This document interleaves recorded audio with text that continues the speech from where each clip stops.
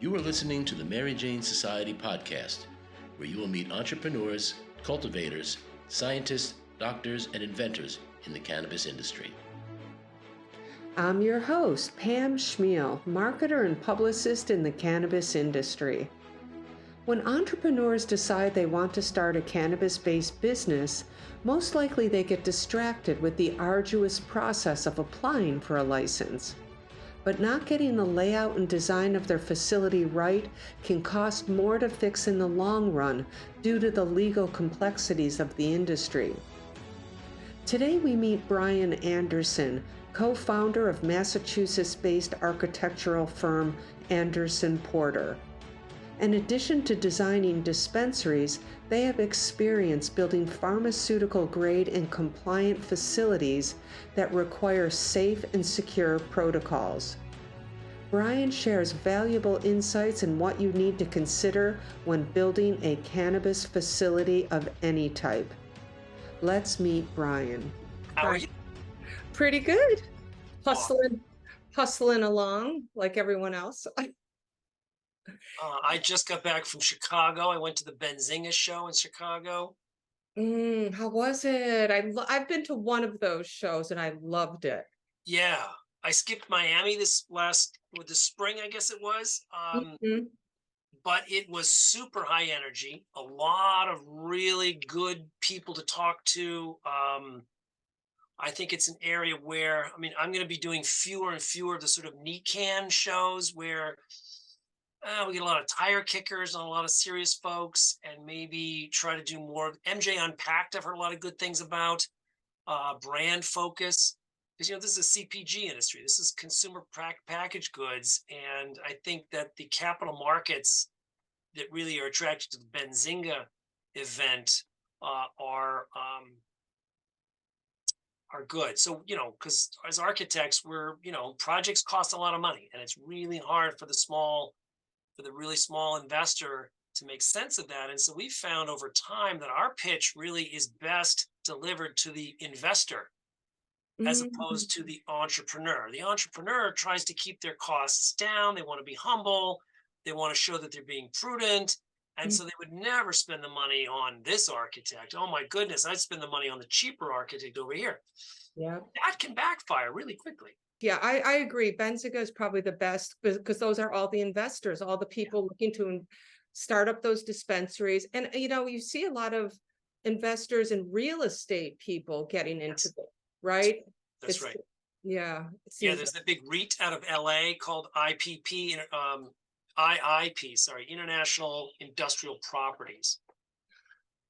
And they're making a big play as a real estate investment trust. Right? They're only investing in real estate, not in the operations. They're investing in the real estate and letting the operator.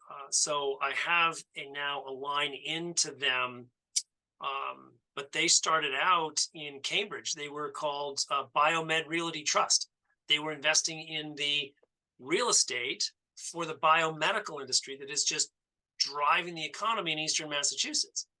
And this group started as an real estate investment trust, a REIT, and in the biomed area, and they moved to San Francisco, and they've been very, very successful. The same CEO now moved down to LA, and he started this IIP, in International Industrial Properties, to invest in the cannabis space, just as a real estate touching group.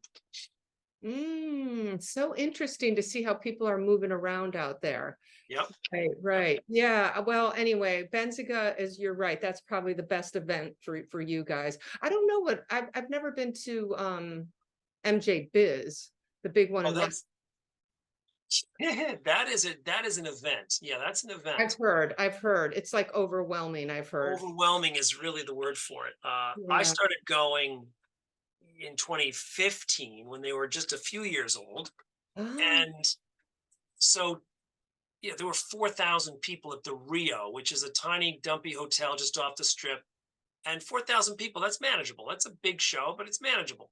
So today, when there's 25,000 people, maybe even 30,000 people this November, I go there to strengthen relationships with groups that I know. So I'll do small Yeah. ones with people that I already know in the industry.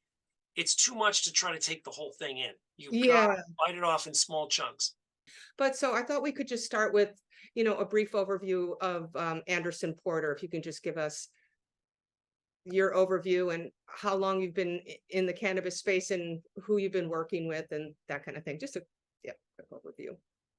So yeah, these are exciting times. We started I mean, I've been an architect for 32 years, but our company started in 24 in started in 1994. So in this next year will be a 30-year company Wow, that's as amazing. architects.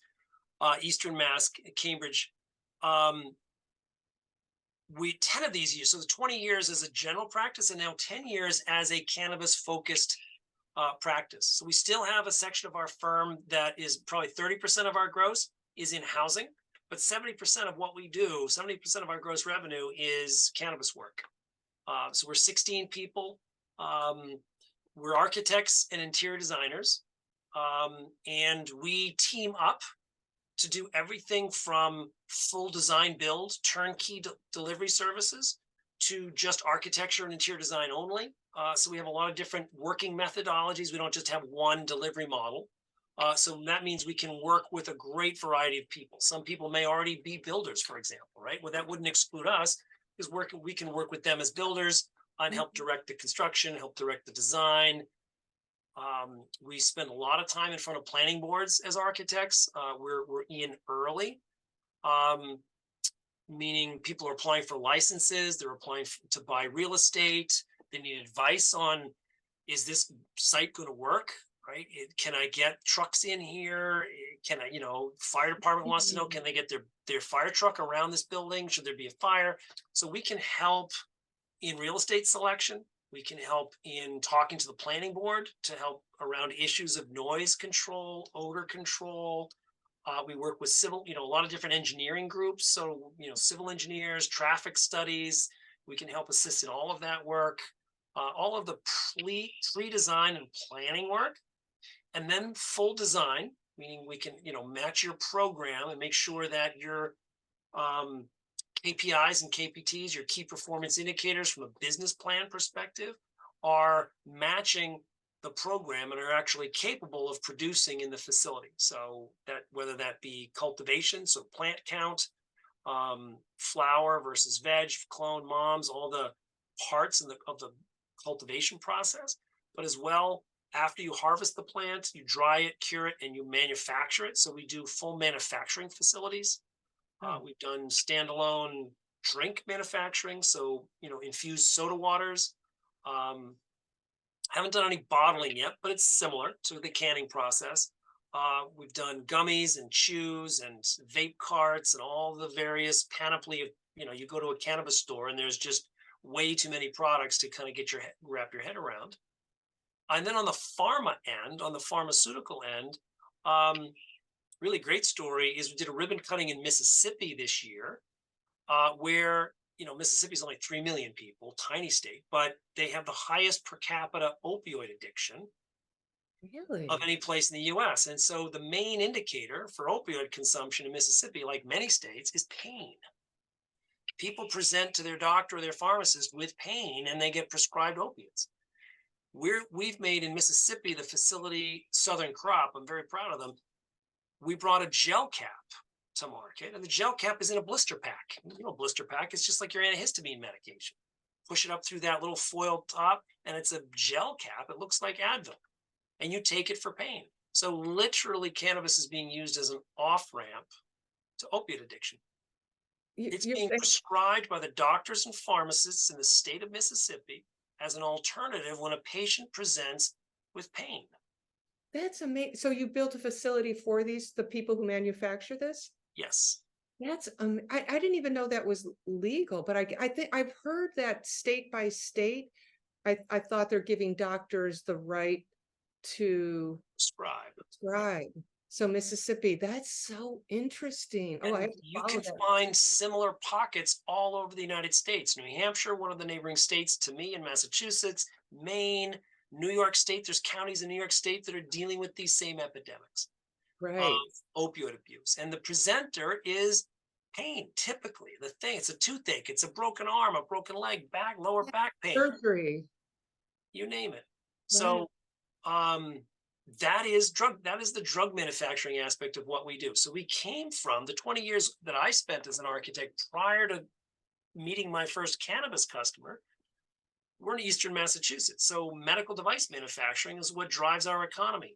Medical and technology drive the economy here in Eastern Massachusetts, like tech does in Silicon Valley. So every little industrial park in Massachusetts has one of these companies. So we've also worked at MIT in neuroscience, doing wet labs and dry labs. So that's chemical and biological laboratories at MIT. So we're familiar with, low margin, critical system design space, low margin in terms of the safety and protocols and securities that are required, and complex systems required in drug manufacturing. Mhm.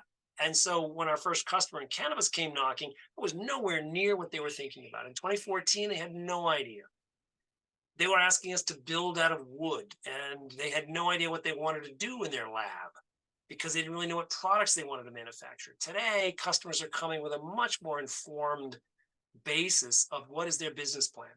How many, they're able to tell me how many gummies they plan to make in a shift. They can tell me, do they want to make those gummies out of pectin, or do they want to use a different base?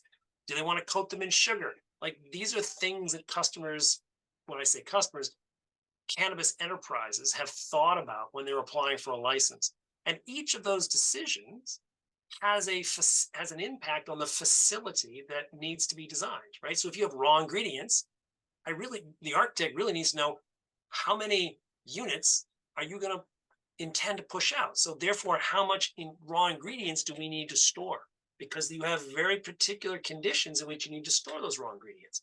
And then how many employees and how many shifts to actually make the numbers of units that you want to push out. And then how much is the primary packaging, the secondary packaging, and tertiary is, the box that it all goes into and ships down that conveyor line and into the back of the truck. All of that takes space, takes people, and that facility design is critical to the success of the business. That's, it's so amazing to hear you talk about that because, as an entrepreneur who's launching whatever medical or, whatever they're launching, you're so focused on your product, your brand, whatever business you're doing. Everything you just described to me, I would never think about walking through my facility and all those little details that you just mentioned that could get you in a lot of trouble if you don't have it sorted out in the right way. And it's because of standards and protocols. So architects deal every day with standards and codes, right? So you have a local board of health, and that local board of health inspector is going to show up at your facility and they're going to inspect that facility because you're selling products that the public is going to ingest. Yes. And so the board of health has a responsibility to observe that facility before they give you what's called a certificate of occupancy, the right to go ahead and do this, right? Most people, rightfully so, they focus on get the license, get the funding. Once you get your license and funding, get the real estate, right? But with that real estate comes all of these things, these regulatory and standard driven obligations to produce a safe product for the public. Your company is really getting set up to be the leader in that. I mean, pharmaceutical comes on board and things like that, and it's coming, When you talk about the tri-state area, New York already requires what's called GMP, good manufacturing practices, or GAP is good agricultural practices. So GMP, GAP, all of these are required in the state of New York, as well as New Jersey, as well as Connecticut. Massachusetts does not require it. And so you'll see different investments are required of the entrepreneur to meet the standards that the state legislature has identified.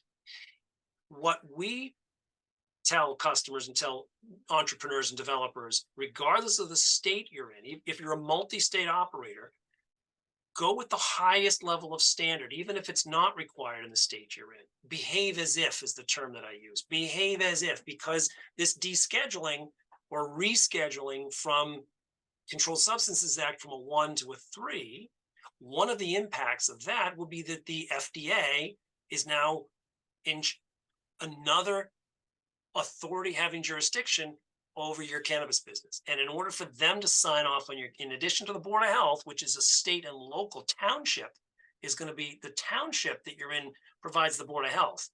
But the federal government will now be responsible to send in an inspector to inspect that you meet FDA standards. So you should always behave as if that's going to happen. We So could if you're spend like an a hour talking about FDA problems, but yeah, that's but like a gummy manufacturer, like even a yes, it's going to fall under the FDA. I never thought about that. yeah. Vape cart filling, drink manufacturing, anything the public is going to consume as a medication, right, Right. is a drug, your drug manufacturing. Yeah, I've been kind of intrigued by the whole FDA because they don't feel that any cannabis product, consumable product, falls in any of their safety category pipelines of because they don't have the proper pathway set up. It doesn't match any other drugs they're putting through a pipeline. That's what they're saying. That is So, correct. That is correct. And it's one of the reasons that major pharma is not likely to move into this space because there's nothing unique and patentable around cannabis. You cannot patent the THC molecule. So here in Eastern Mass, we have all the major pharma, right? New Jersey has got all the pharma. New York's got a lot of pharma. And pharma's interested in unique patents to solve or to cure a really narrow and rare disease because you can charge the most amount of money, sometimes $14,000-$15,000 a month, if you can cure a disease that nothing else can manage. Well, cannabis is way too generic to charge that kind of money. So the pharmaceutical industry is not that interested. This is more of the nutraceutical industry. This is herbal extracts, right? So be a whole aisles at Whole Foods full of the competition in the herbal extracts market. However, if you know anything about nutraceuticals, is they always balance along this line of FDA approved or not approved. And there's, some of them are, some of them aren't. Some of them talk about efficacy when in fact they're not. Actually, there's been no drug testing, and so the efficacy is not provable. All of this is about trying to balance the line of cost versus profit, on cost of goods produced versus profit, and how much regulation the government is going to require. We urge everyone to behave as if, not because of how pharma regulates what they do or how they make investments, but rather because you don't want to have to face batch recall. You don't want to have to recall a product. You don't ever want a death to happen because people are ingesting this as a medicine. Even if it's sold as a retail product, people self-medicate. And they should have an assurance that the product is safe. Right. Wow, so interesting. So the biggest question I'm sure you get asked all the time, or that I've actually been wondering about, is why is it so expensive to build out a dispensary? And I'm thinking compared to, say, a big like restaurant, that's a big build out. A restaurant can be, usually they say like $1 million. It's almost like the same. I guess maybe it is the same. I guess I've always heard 500,000, but I mean, besides all the complicated stuff that we're dealing with in the cannabis industry, is it just basically that's what's jacking the price up? Is it? So think about a restaurant in the same way you think about a retail store. You really have two buckets to pour money into, maybe three if you include design, right? But it's after design, and when you get into construction, one is you have to bring the building up to code. And the cannabis industry has typically, and I speak from certainly here in Massachusetts, been forced into a corner by local planning boards. Local planning boards have stigma. And because of that stigma, they're like, why don't you go over there?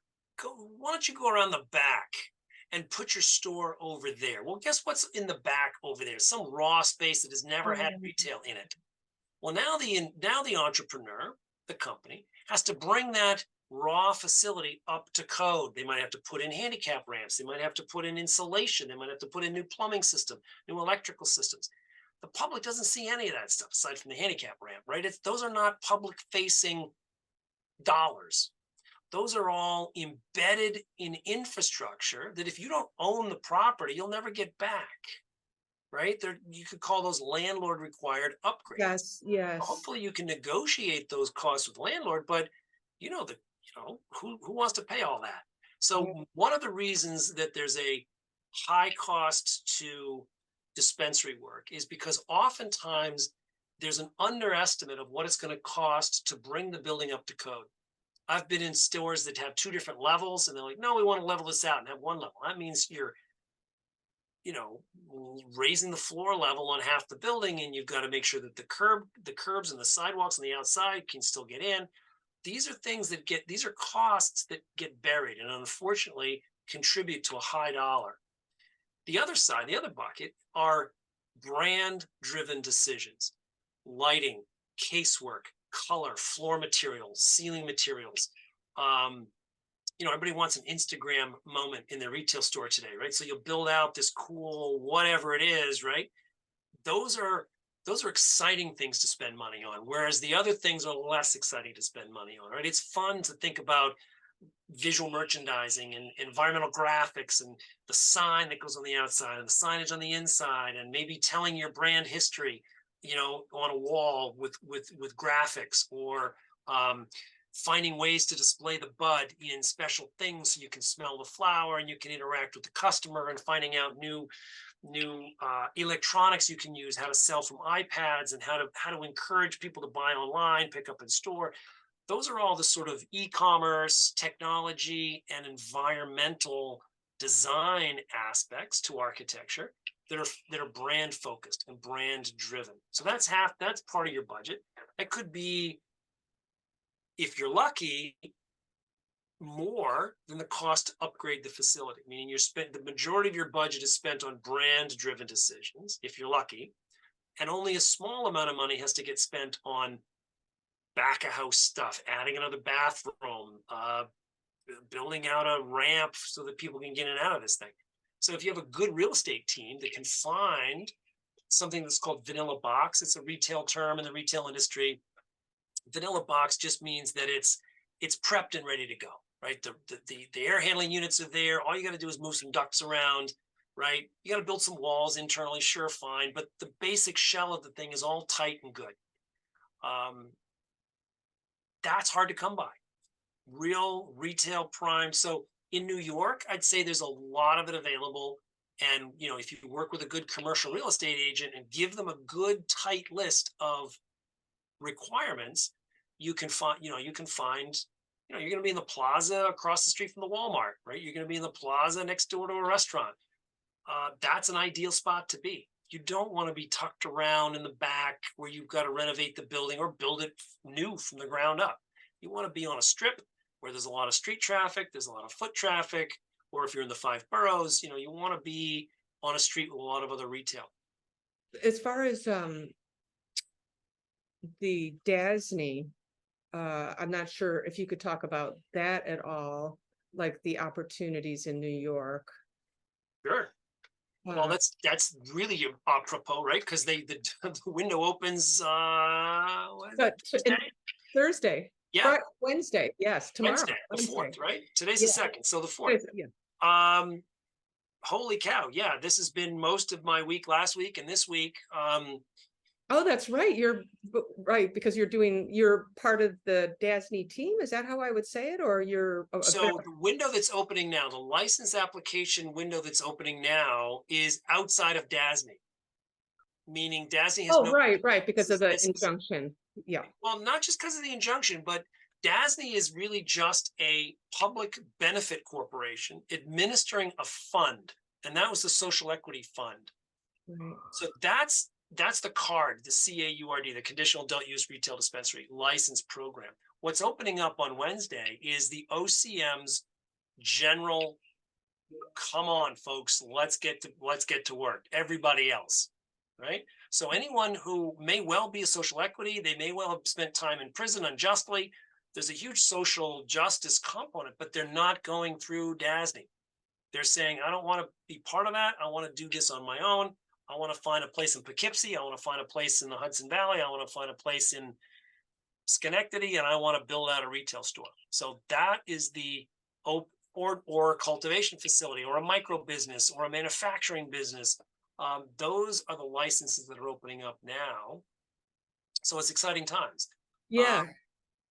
yeah, so the OCM has regulations. They just published some FAQs, some frequently asked questions or answers to FAQs on Friday. I haven't had a chance to read through them yet, but we are actively reading through them in our office to try to make sure that when needed, we can support those license applications as well. Because the Right. work we spent with the DASNY program, although separate, is very relevant to new licensing in the just under OCM guidelines. In terms of retail properties, believe it or not, DASNY has never been in the retail game. That's not what they do. So retail is brand new at DASNY. And that's maybe been part of They're the bumps of the rollout today or these past year. Maybe they're good at what they do, but retail is not traditionally what they've been doing. So But I know that you also promote sustainable design, and I'm just wondering how you incorporate that, or is that even affordable for cannabis entrepreneurs, just given the high cost of entry into the industry? Is it affordable to do sustainable design? Are people doing it? And what do you really, really, as an advocate of wanting to do sustainable design, what do you it's think I work? mean, when you look at the economy and you look at global conditions, how can you afford not to be, right? When you look at, how the fires in Nova Scotia and across Canada affected New York State tremendously, you wonder, how can we afford not to be sustainable, right? So at the next level, so I would say to anyone, you can't afford not to be sustainable. We have so from a retail perspective, retail is tricky because it's hard to promote a cyclical economy in the retail environment. Retail is typically a linear economy where one business goes out of business.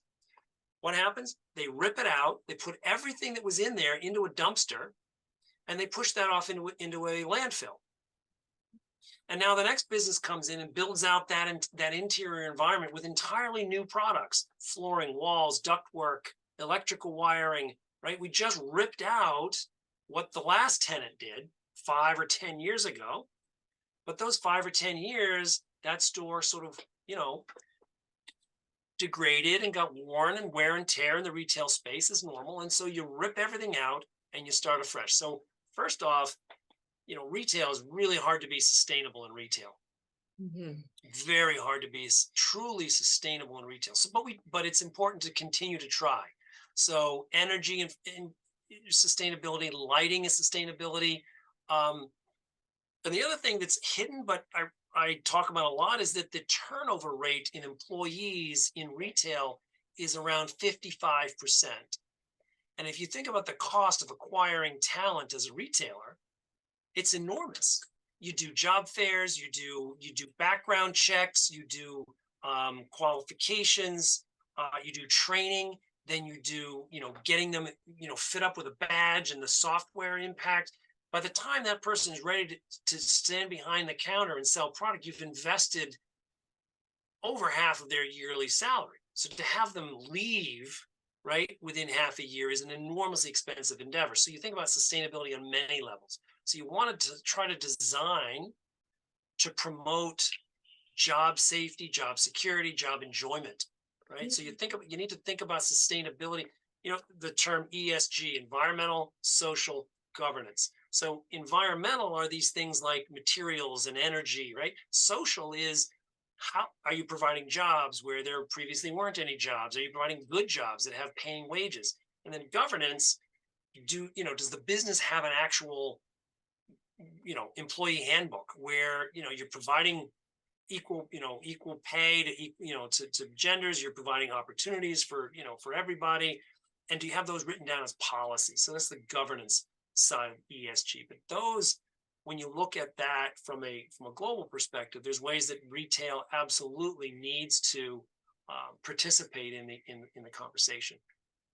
Manufacturing and cultivation have energy impacts that are much more glaring and obvious when you look at them. So yeah, And energy and water, sustainability right? I and mean, water. Yeah, water in cultivation. I'm sure there could be some great, you know, elements you can include in the design for cultivation and manufacturing. But I guess it's energy, energy. water, energy, and human resources are the three main pieces at each of the license types, whether it's manufacturing, cultivation, or retail. I mean, there's other license types. There's distribution and there's social consumption. Um, Distribution is it's fairly low impact on an employee side. It's like a taxi company, right? You need dispatch, you need a warehouse, and you need a fleet of vehicles. Um, so you could talk about energy efficiency of those electric vehicles versus diesel versus gasoline. What are you driving? Um, and Right. so there's each license type, whatever you go for, could have an impact on your environment, on your neighborhood, and promoting those sustainable efforts is really good for I told you I talked about cannabis as a good neighbor. You want Yeah. to talk to your community, you want to let them know what you're doing. You need to promote those aspects of sustainability to your local planning board, to the mayor, to the town council, to the neighbors, to your customers that come to the store. Um, And I know odor is like a big thing everybody's talking about in New York, especially because we're, I think, one of the only states where everybody could smoke on the streets, and it's just it's one big billow of smoke out there. And so and I know I also spoke to someone who was building out a smoking lounge in Denver, and he was going through a lot of problems trying to control, I guess, different things that they required for odor control. So yeah, are there new technologies that need to be developed for that, because this is kind of a new problem, or are there other elements you're that are you can apply to it?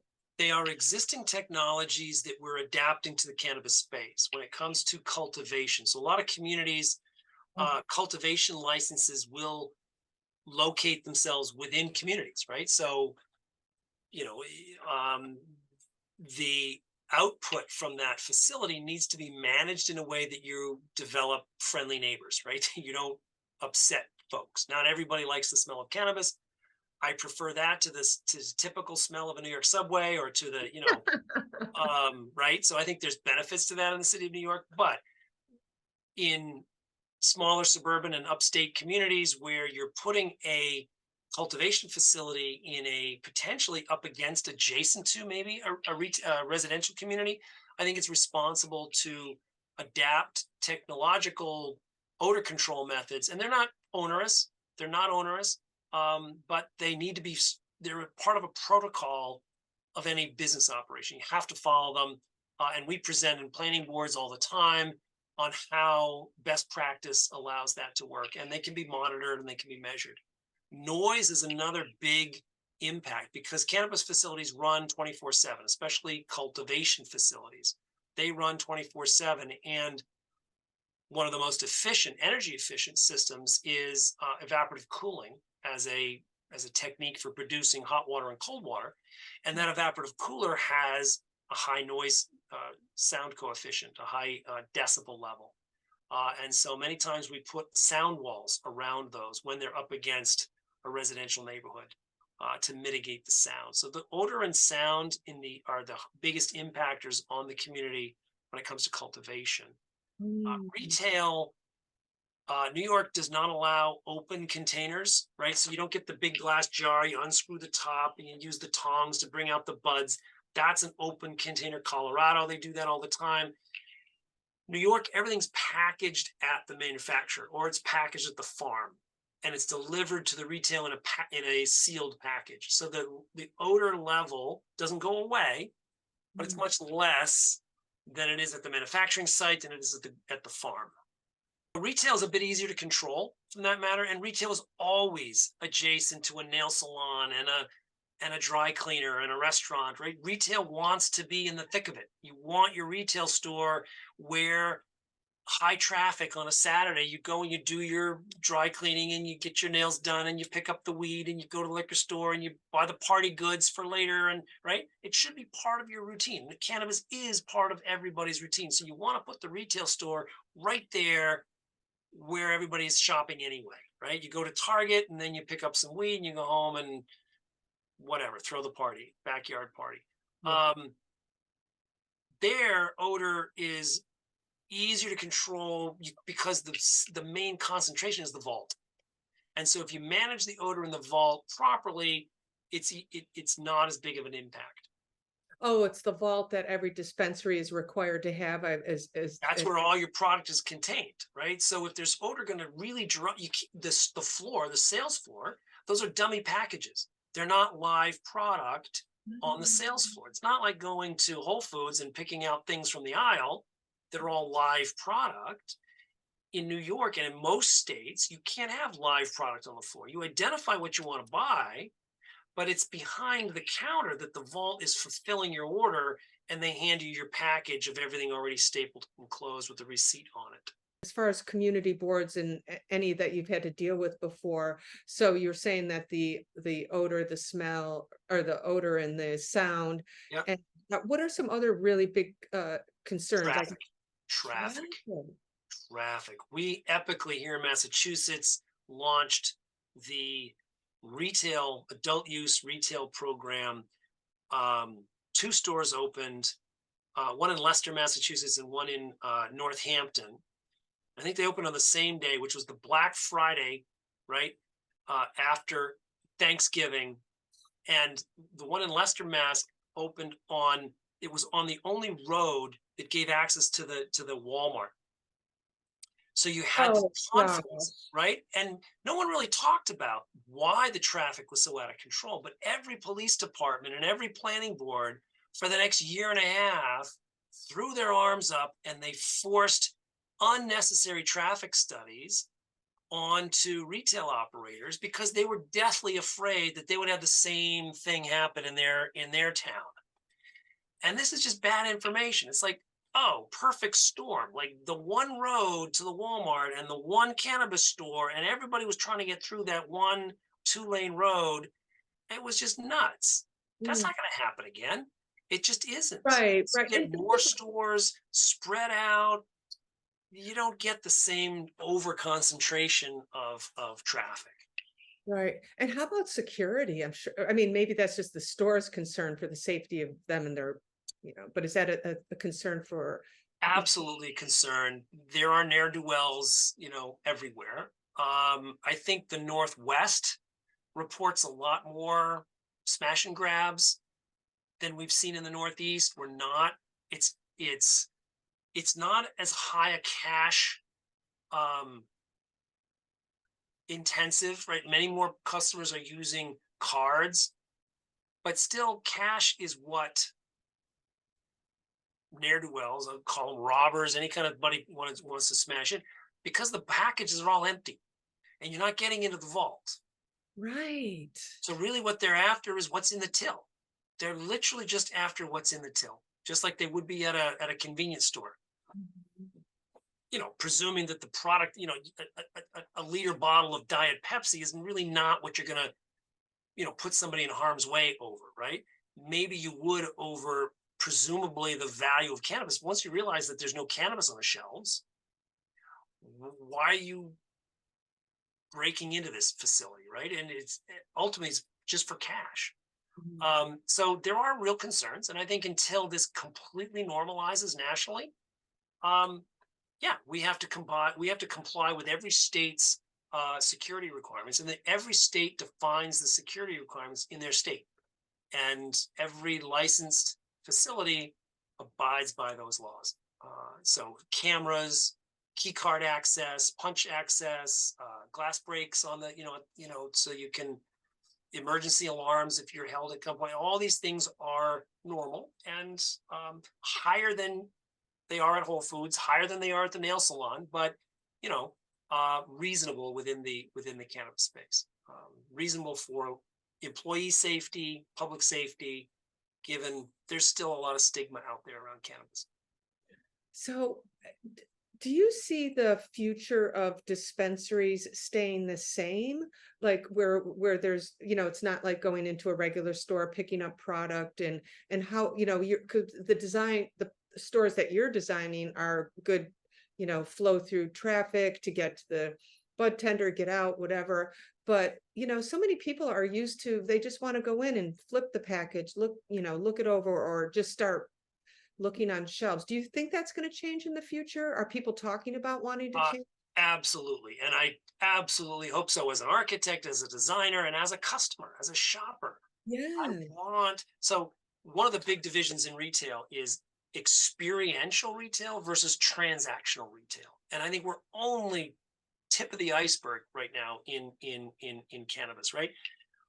Great example is that in New York, right, there was an article. I read an article about this store. I haven't been into the store. The city that never sleeps. There's a mattress retailer in Manhattan where you can go in, and for $25 you can lie down in an isolation chamber on their mattress, and you can get a 45-minute snooze. Hmm. Okay. That's a way to sell mattresses, right? In the city that never sleeps, you want to get a good night's rest, buy our mattress. Here, test it out. Yeah, yeah. Well, yeah, they do have So those. think about that as a retail experience. That's an experience. That's not transactional retail. That's experiential retail.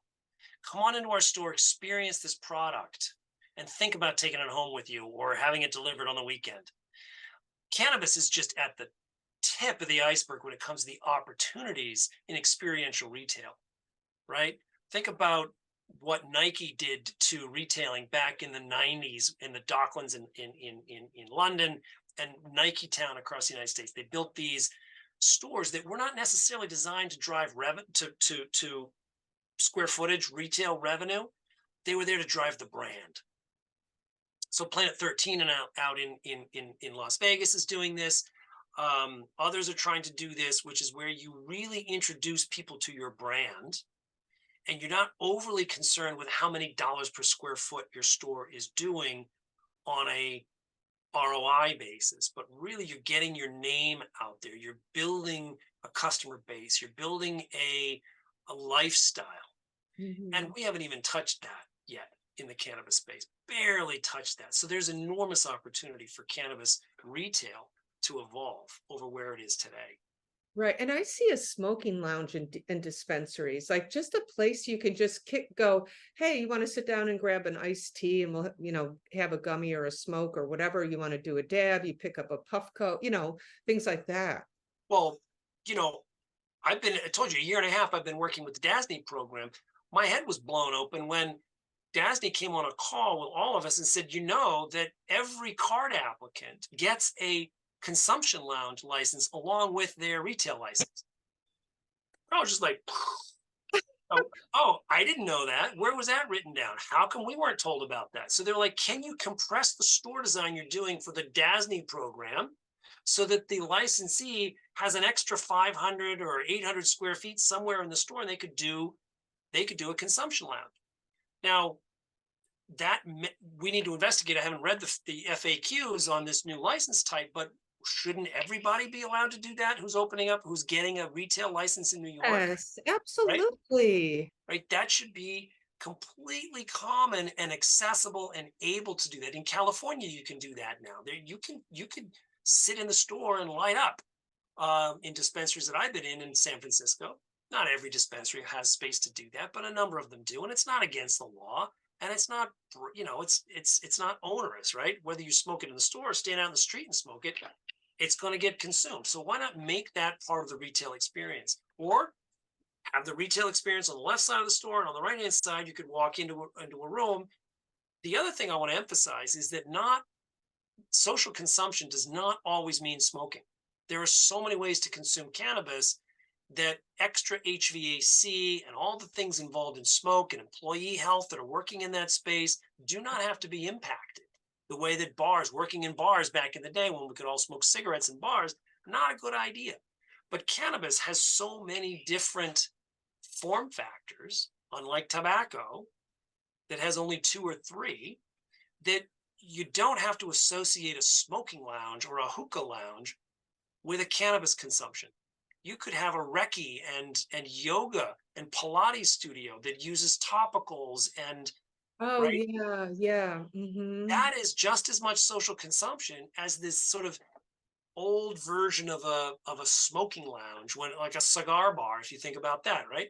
Right. It doesn't have to be that stereotypical image is not what we need to be building. We need to be building this idea of health and wellness and a spa. Yes. Like, let's get Canyon Ranch to open up in the Catskills and have, a full cannabis entourage. Oh my gosh, we have so far to go. Oh yeah. I mean, I know, like as a designer, you just architect, you must just think about all the possibilities. And I guess we'll just end with, I guess you've named a lot, but are there any like big challenges that you come across, or uh, I guess that like with Finance is the biggest. Access to capital is the biggest hurdle anywhere. Whether you've been impacted by the war on drugs, whether you're Black or brown or BIPOC community, it's so access to capital is the biggest hurdle right now. Rescheduling or descheduling may have an effect. I hope it does. I hope it happens. It could affect taxes. It could affect safe banking. The tax burden alone, 280E on the tax code alone, would be a huge benefit at every entry point into the cannabis market. So and those are the things that we I need see. investors. I mean, we just don't really, I mean, I don't know. Some people say, what are you talking about? There's tons of investors out there, but it's There's just, no pre-revenue. There's very hard to get money pre-revenue. So if you're trying to get to revenue, you're trying to find the money to hire a core staff and secure real estate and hire a design team and hire a contractor. That's all pre-revenue. That's the hard part of finance. Once you're up and running, once you, let's say, own the real estate and you've got a year's worth of revenue and you're doing $3 million, $5 million a year, maybe you're doing $1 million a month. There are stores in Massachusetts doing $1 million a month. That is easier to finance. Sit down, look at your books, understand your pro forma, understand your employee burden, understand your tax burden, and understand what you're doing on a monthly or daily basis. That's easier to find finance for. So it depends on where in the development arc you are as an entrepreneur, where you need capital. And the hardest money to find is pre-revenue. Easier to find money to get your second store open or your third store open. That's a lot easier to find. and there's so many new entrepreneurs out there, the independent bootstrapping entrepreneurs. Sure. And this is an emerging industry, so it's not all corporate money and there's no investment. It's a crazy time. I don't even know where you're sitting. It's got to be pretty tough, actually. Never say no to a cannabis developer, because they've been told no their entire life. No, you can't smoke weed behind the gym. No, you can't grow weed in mom's basement. And no, you can't have $12 million for your dream cannabis facility. Everybody's been told no. We've all been told no. I lump myself into that group. So it will find a way. Cannabis, it's called weed for a reason. It grows in sidewalk cracks. It will find a way. Weed will Yeah. find a way.